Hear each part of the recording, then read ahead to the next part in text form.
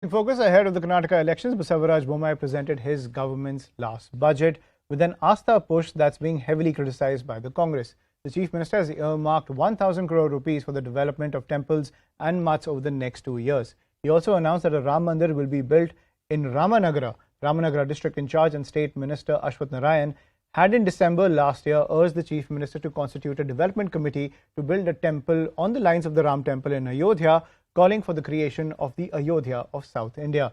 Karnataka Congress Chief D.K. Shivkumar has said that there are already beautiful temples in Ramanagar, adding that a Ram temple isn't needed. He says funds are being diverted from crucial infrastructure and social welfare to fund religious projects, adding that the BJP will be punished in the state elections. However, let's not forget that Ramanagara is part of the Vokaliga-dominated old Mysuru region, which is not considered among the BJP's strongholds.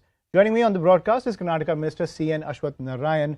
My first question, Minister Narayan, is that at a time when Karnataka is struggling with the infrastructure in cities like Bengaluru, the government announces the building of a Ram temple and earmarks 1,000 crore for renovating and developing various temples and mats in the next 2 years. Are the government's priorities out of sync with what the people need? We need to cover all the aspects, socially, politically, economically, culturally, religiously. All the verticals and sectors need to be addressed. Definitely, it's a government responsibility to address all these aspects also. Probably without cultural identity, how do you see your future? I definitely insist, and we are very particular. All these verticals, particularly the cultural and religiously also, religious activity needs to be promoted. And particularly with regard to the infrastructure this year, particularly capital expenditure, we have increased it by a very big percentage, more than 50%.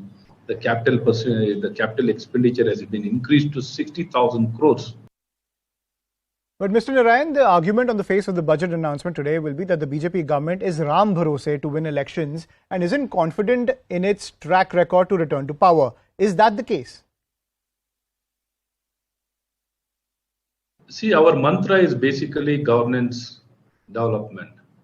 See, topped up by the cultural and religion, very important. See, we can't, when it comes to the government, which government, previous government, earlier government, who used to talk about more about the governance? They never used to talk about the governance. Still, they used to talk only roti, kapad or makan. See, by saying this slogan, for many years they've been repeating the same slogan. Even now they keep talking about the same, which they have not done.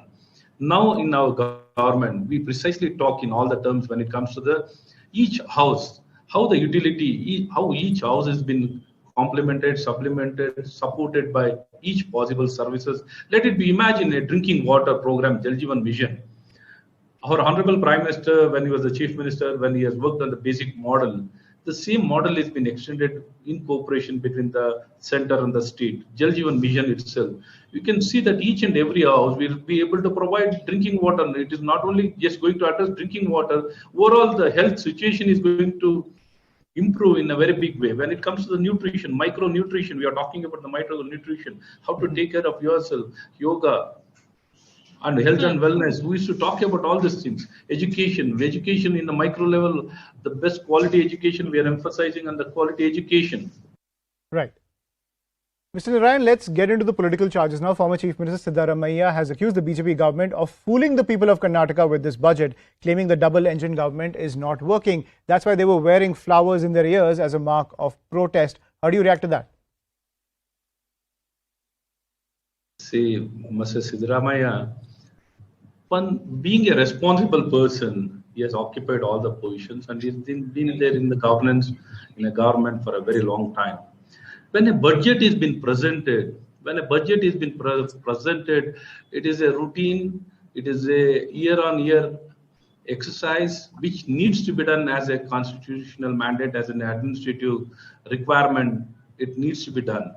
So when a budget being presented, even before a budget being presented, keeping a flower on his ears, what does it indicate? What status or what kind of mindset these Congress people are having? You should imagine such a kind of attitude, even without placing flower on the ear of the leader of the opposition party, placing ear on the flower on his ear. What does it indicate? What does it reflect? See, that is the kind of fooling around they are doing. They are making mockery of themselves. They have become a jokers. I don't understand what is he trying to project here. They're short of ideas. They're short of leadership. They're short of issues. So they just each and every issue, it has become an occasion for them to make fun of the entire system. Right. So you're saying Congress is not serious about governance. But my final question, sir, your statement on former Chief Minister Siddaramaiah has come under much criticism. You chose to go down the Tipu Sultan road to attack him, saying he should be finished off just like the 18th century Mysore ruler. Siddaramaiah has said that it is the duty of the government to provide safety and security to people, but you have instigated people to kill. How do you react to that?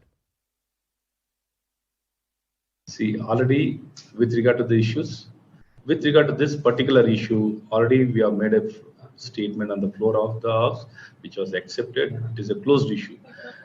Getting panicked about Siddaramaiah, it's a joke.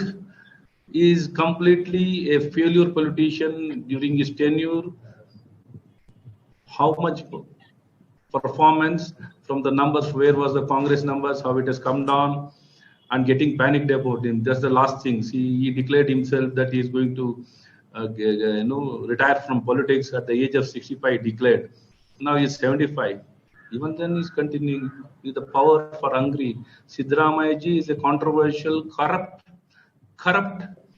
politician and a failure administrator, governor. He has completely failed. He has got, I think, showing his face, probably people will completely reject Congress and Mr. D.K. Shikumar. I feel completely, and I want to make it very clear, they are nowhere relevant for the present time, completely outdated politician. Right. So your charge is the Congress reeks of desperation. Thank you, Minister Ashwathnarayan, for joining us on CNN News 18 and giving us your perspective on the budget priorities on the road to the Karnataka elections as the politics continues to heat up. That's all we have.